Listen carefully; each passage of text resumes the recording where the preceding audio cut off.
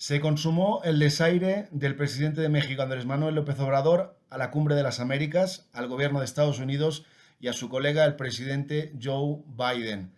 Después de semanas de insinuar que no acudiría a la reunión si finalmente el anfitrión Washington no invitaba a los presidentes de Cuba, Venezuela y Nicaragua, donde considera que existe una dictadura, cumplió su promesa López Obrador y finalmente no va a acudir a la cumbre de Los Ángeles. A pesar de que AMLO ha reiterado una y otra vez que Biden es muy buena persona y que tienen muy buena relación y que existe sintonía entre los dos gobiernos, no podemos olvidar que el mandatario mexicano fue uno de los últimos del mundo en reconocer el triunfo electoral del demócrata en noviembre de 2020. Lo hizo prácticamente antes de que asumiera el poder en la Casa Blanca Biden y en medio de una situación de conflictividad muy fuerte, porque recuerden que el republicano Donald Trump, que buscaba la reelección, no aceptó los resultados y hubo una serie de protestas que llegaron inclusive al Capitolio, generando una situación de caos y de conflicto institucional que no se vivía en décadas en Estados Unidos. De hecho, en medio de las diferencias entre la administración de López Obrador y la de Biden por la Cumbre de las Américas, el mandatario mexicano volvió a hablar nuevamente del presidente republicano, el expresidente republicano Donald Trump, y en muy buenos términos cuando fue consultado respecto a unas críticas que estaba realizando contra los políticos republicanos, senadores, etcétera, que estaban cuestionando la actitud de López Obrador y que son muy críticos de la migración que llega desde México, no solo de este país, sino también desde los países de Centroamérica y de Sudamérica y el Caribe. Uno se pregunta, ¿cómo puede ser que haya más similitudes entre AMLO y Trump que entre AMLO y Biden? De entrada, Trump es un multimillonario, un líder, digamos, del liberalismo económico a ultranza, de ideas fuertemente conservadoras en muchísimos temas. Es un símbolo de la ciudad de Nueva York, que es la capital financiera del mundo. Y enfrente a AMLO, pues es un estatista que nunca en realidad ha tenido un trabajo, prácticamente nunca que se sepa, en el sector privado. Él es de un partido de izquierdas, Morena, ha labrado su carrera en mítines, en zonas populares, en contacto con el pueblo llano, y surgió de un pequeño pueblo, no surgió de Nueva York o una ciudad como Ciudad de México, sino surgió de un pequeño villorio, podríamos decir, como es Macuspana en Tabasco.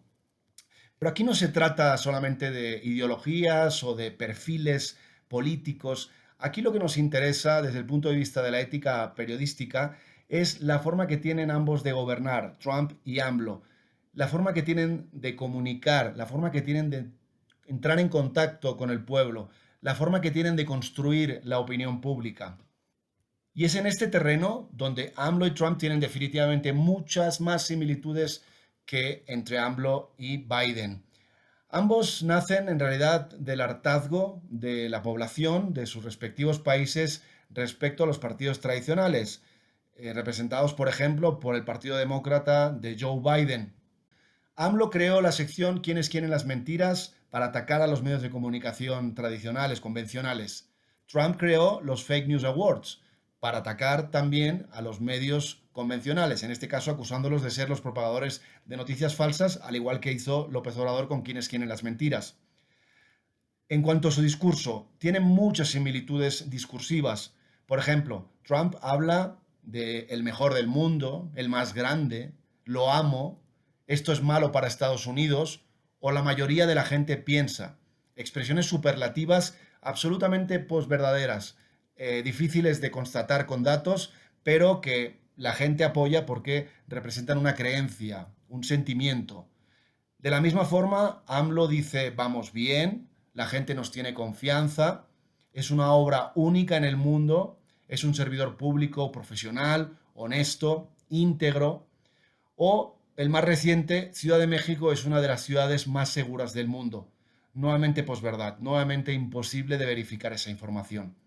Ambos, además, en cuanto a la relación con los medios, se han identificado o se consideran, y se consideró en el caso de Trump y se sigue considerando en el caso de López Obrador, los presidentes más atacados por la prensa, por los medios de comunicación en la historia de ambos países. Y lo mismo en lo que se refiere a la relación con las redes sociales. Una relación que en ambos casos es de amor y odio. En el caso de Trump fue una relación de amor bastante tranquila y suave, en realidad exitosa, podríamos decir, en términos de la relación con su electorado durante meses de su gestión, durante años en realidad, pero terminó de forma tormentosa, con una tragedia. Acabó siendo suspendido de las principales redes sociales cuando denunció un fraude electoral que no existió según las autoridades electorales. En el caso de López Obrador, recordemos, para él son las benditas redes sociales, la forma de llegar directamente desde el Palacio Nacional a cada una de las casas de los mexicanos sin tener que pasar ese filtro que son los medios de comunicación y por lo tanto llevando el mensaje que quiere sin que tener un contrapeso a la hora de informar. Es cierto que ha hablado de regular las redes sociales López Obrador, no sabemos lo que sucederá, por ahora sigue teniendo una buena relación a pesar de que tuvo un incidente con Twitter y se quejó de Twitter, ha reclamado por los bots que existen en esa red social, pero por el momento la relación sigue siendo de amor. No hemos visto todavía ninguna tragedia ni ningún divorcio como sucedió con el caso de Donald Trump.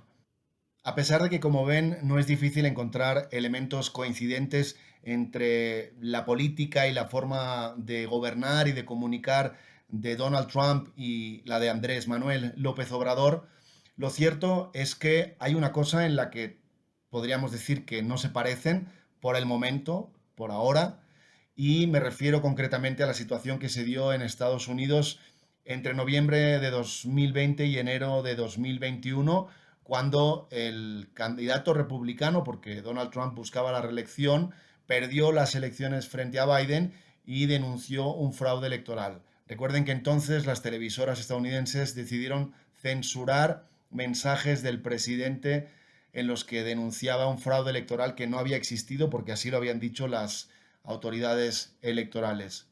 ¿Qué sucederá en el caso de México? ¿Qué sucederá si el candidato del oficialismo, el candidato de López Obrador, sea quien sea, pierde las elecciones en 2024? Teniendo en cuenta que los medios de comunicación han dado seguimiento a todo lo que decía López Obrador a diario, a sus mensajes, a sus mañaneras, si el presidente decide tomar el mismo camino que Donald Trump y denuncia un fraude electoral, llevarán a cabo una medida de censura las televisoras mexicanas como hicieron las televisoras estadounidenses. Es una pregunta que dejo sobre la mesa.